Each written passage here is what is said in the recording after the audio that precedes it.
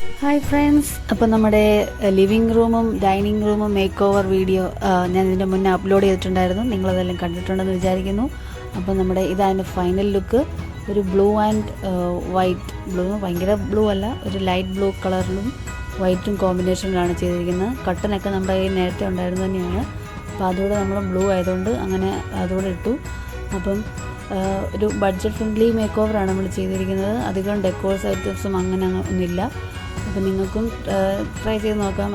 Paint അടിക്കുക, just match ആകുന്ന പോലത്തെ ഒരു പെയിൻറ്റും കട്ടനും ഉണ്ടെങ്കിൽ തന്നെ അത്യാവശ്യം നല്ലൊരു മേക്ക് ഓവർ ഉണ്ടാവും. ഇപ്പം ഡൈനിങ് റൂമിൻ്റെയും ആ ഒരു വോൾ മാത്രം ഒരു ബ്ലൂ കൊടുത്തിട്ടുണ്ട്. അപ്പോൾ നിങ്ങൾക്ക് ഇഷ്ടപ്പെട്ടു എന്ന് വിചാരിക്കുന്നു.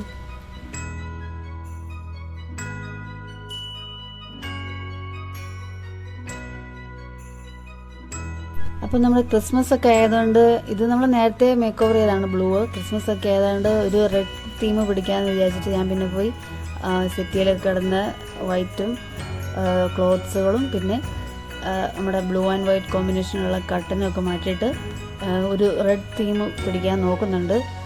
എങ്ങനെയുണ്ടാവുമെന്ന് അറിയില്ല. നിങ്ങൾ കണ്ടു നോക്കി നിങ്ങൾക്ക് ഇഷ്ടപ്പെട്ടെങ്കിൽ നിങ്ങൾ കമൻറ്റ് ബോക്സിൽ അറിയിക്കണം. ഇതും നിങ്ങൾക്ക് ചെയ്ത് നോക്കാവുന്നേ ഉള്ളൂ. ഇപ്പം ക്രിസ്മസ് ആകുമ്പം ഒരു റെഡ് മയമാണല്ലോ.